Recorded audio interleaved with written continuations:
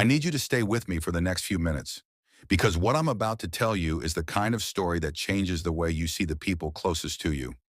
I walked into my office on what should have been the most successful afternoon of my life. Nothing felt different, but by the time the sun went down, the foundation of my world had turned to ash. And what I found out next, most people can't even bring themselves to say out loud. Before we go deeper into this story, take a second and hit that subscribe button. Give this video a like and let us know where you're watching from. I'm curious to know how far these stories travel. Welcome back to Family Secrets and Revenge. My name is David Sterling. To the outside world, I was a rising star in Chicago's commercial real estate scene. I had the sharp suits, the luxury SUV, and most importantly, I had Elena. Elena was the kind of woman who commanded a room without saying a word. We were the power couple our friends envied. We'd been married for 7 years, and I thought we were building a legacy. I spent 14 hours a day grinding, closing deals, and securing our future, all while believing she was my biggest cheerleader. The first sign wasn't a lipstick stain or a late-night phone call.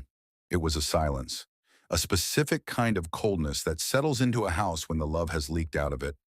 Elena started taking business retreats for her interior design firm. I didn't question it. Why would I? I trusted her more than I trusted myself.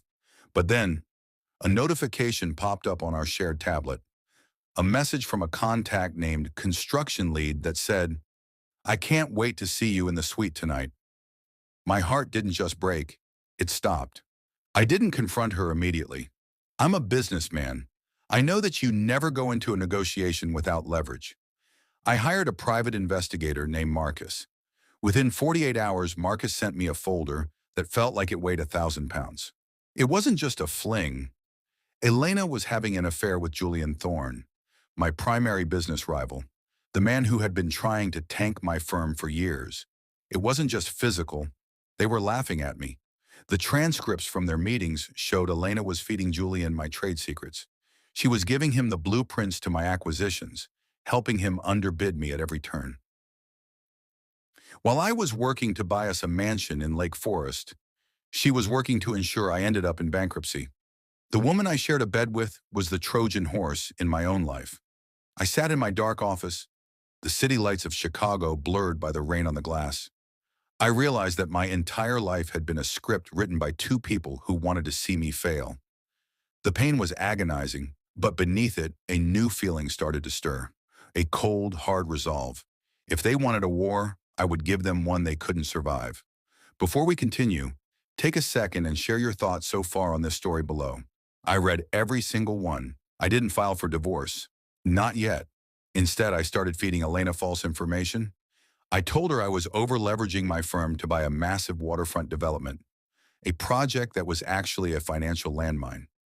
I watched her eyes light up, knowing she'd run straight to Julian with the gold mine. I played the role of the stressed, unsuspecting husband to perfection. Julian took the bait. He poured all of his capital into outbidding me for that waterfront project. He thought he was delivering the final blow to David Sterling.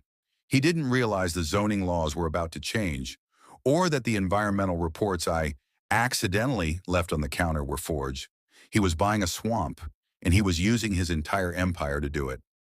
The night before the deal closed, I came home to find Elena packing for another trip. She looked at me with a fake pity that made my skin crawl.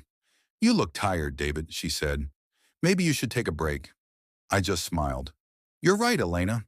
Everything is about to change." She had no idea how right I was. The news broke on a Friday. Julian Thorne's firm was facing a massive lawsuit and federal investigation over the waterfront deal. The construction lead she was texting? He was actually a whistleblower Marcus had helped me flip. Julian lost everything in 72 hours, and because Elena had legally tied her design firm to Julian's projects, she was dragged down with him.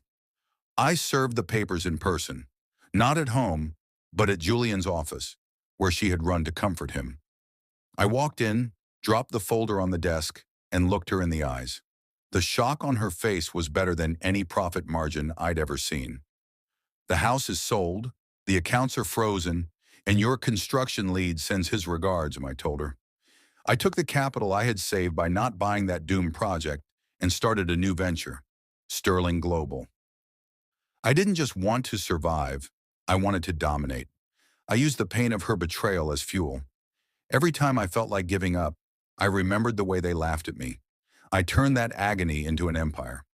2 years later, Sterling Global was the largest firm in the Midwest. I was no longer a rising star, I was the sun. I had moved out of the city and into a mountain estate in Colorado, seeking peace and a fresh start. My life was quiet, disciplined, and incredibly wealthy, but I hadn't forgotten the lessons I learned in the trenches of Chicago. I was in New York for a gala when I saw her. Elena was standing outside a mid-range hotel, waiting for a cab in the rain. She looked older, tired, and the designer clothes were gone. She saw me getting into my car, a vehicle that cost more than her former firm. For a moment, our eyes locked.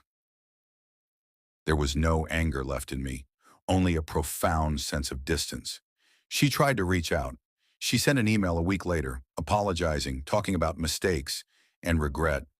She told me she was struggling and asked if we could talk, just for old time's sake. She saw the empire I had built and she wanted back in. She missed the man I became because she was too busy trying to destroy the man I was. I didn't reply. Some betrayals aren't meant to be forgiven. They are meant to be used. Elena didn't love me. She loved the security I provided, and then she loved the thrill of the betrayal. Now she was left with nothing but the memory of what she threw away. Before we go deeper, I would love to hear your point of view. Tell me what part hit you the hardest in my story, and share your thoughts in the comments. Today I sit in my boardroom, looking out at a world I conquered. The affair didn't break me, it woke me up.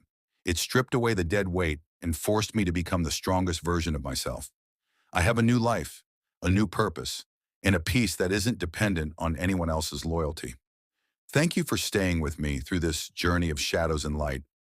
Life has a way of testing us in the most painful ways, but it's how we respond to that pain that defines our legacy.